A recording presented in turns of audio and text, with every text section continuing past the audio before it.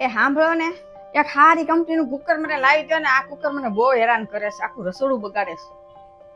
આવતા મહિને મગાવી દઈશ. તમે ગયા મહિને આવું જ કીધું તું. અરે પણ હું દુકાને ગયો તો ત્યાં 1600 રૂપિયા કીધા ને 1600 રૂપિયા મારી પાસે નહોતા.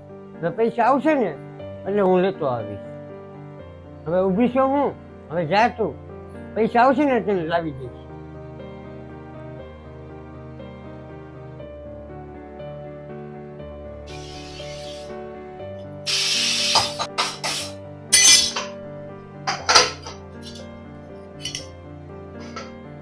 એ સાંભળ, ખાવામાં શું બનાવે છે?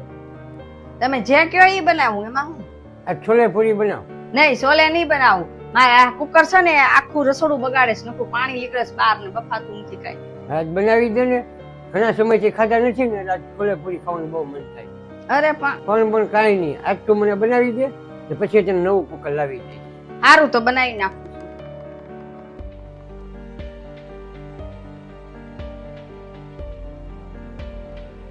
આવી ગયા તમે? આમાં શું લાવ્યા છો? આમાં જ નવા ચંપલ લાવ્યો. અને કુકર? કુકર એ હું લાવવાનો હતો પણ મને સમજણ ન પડી ને એટલે હું પછી લેતો આવ્યો. તમને સમજાણું નહીં કે તમારે લાવવું જ નહોતું કુકર? તમારી માટે ચંપલ લાવવા માટે પૈસા હતા, મારે કુકર લાવવા માટે પૈસા નહોતા કા? તમને ખબર છે મને કેટલી તકલીફ પડે છે રસોઈ કરવામાં? બસ હવે તારું નાટક બંધ કર. એક ચંપલ લાવ્યો એમાં તને તકલીફ પડી?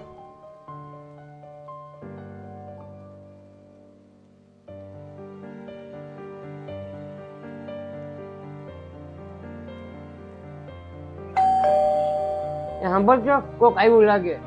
તો કોણ આવ્યું જોતો? હા, હું જાઉં છું, જોઉં છું.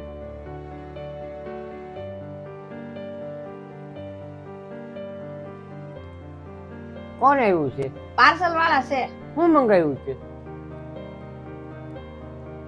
કુકર. હવે તો હદ થઈ ગઈ. મેં તને કીધું તો ખરું કે હું લેતો આવીશ. બોલે ને પાર્સલ મંગાવ્યું. આટલા ટાઈમથી તો મંગાવતી હતી, લાવ્યા તો નહીં. પૈસા ક્યાંથી કાઢ્યા નહીં હતું? ગલ્લો ફોડ્યો. ગલ્લો હું તોડવાની તારે જરૂર હતી? કુકર નો લે તારે હું વાંધો હતો? અરે મારે એમાં વાંધો હતો. બાફાની વસ્તુ હોય ને મારે બાફવું કે ન બાફવું એ મારે કેટલી વાર વિચાર કરવો પડે. બાફતી વખતે પાછું મારે સારું કરવું, રસોડું બફાઈ જાય પાછું રસોડું સારું કરવું પડે.